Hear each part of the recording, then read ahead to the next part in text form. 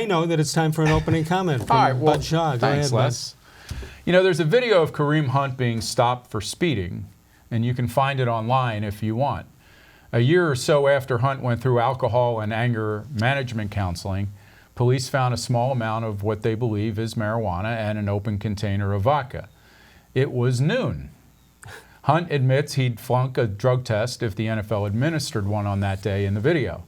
He was, for reasons that you can find on cleveland.com if you want to read the story, cited for speeding and sent along his way. Don't let this turn into a debate about the NFL's heavy-handed testing for marijuana. I don't mean it that way. This is about Hunt making a bad decision, not his first by any or worst by any stretch. Another Browns coach will talk about setting high standards for conduct and holding players accountable. Hunt is Kevin Stefanski's first test case. History tells us new coaches are evangelists who think they can fix problem players, and they're most often wrong. Maybe Stefanski is more self-aware than others. Maybe he'll send Hunt packing and establish a new code of conduct. In the meantime, welcome the Cleveland coach. Why would you get rid of him?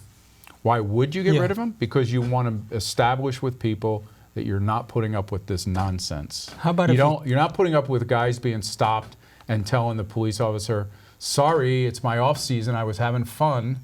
Dude, you're driving around with marijuana and an unsealed bottle of vodka at noon.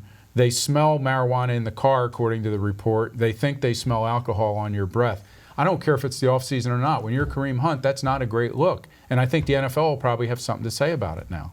All right. Do you think that the cop was overly nice and too nice? And no, I pointed to the cleveland.com story. I felt like that when I first heard it, because there's an audio of the conversation in which the police officer says that he's been a huge Browns fan his whole life.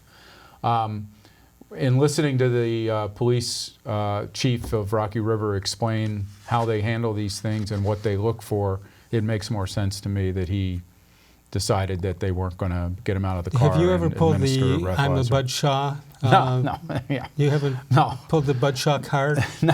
No, because I have a feeling the laughter would be too much. However, if it's offered to you, would you take it? No. I got stopped in Cincinnati once and had a long conversation with a police officer who told me that Pete Rose pulled that card on him one time and said, do you know who I am? Yeah, you gambled on games. And this guy played completely dumb and said, no, did you play for the Bengals? And he just infuriated Rose. And he gave him like as big of a ticket as he could give him. Very so nice. that was the message there.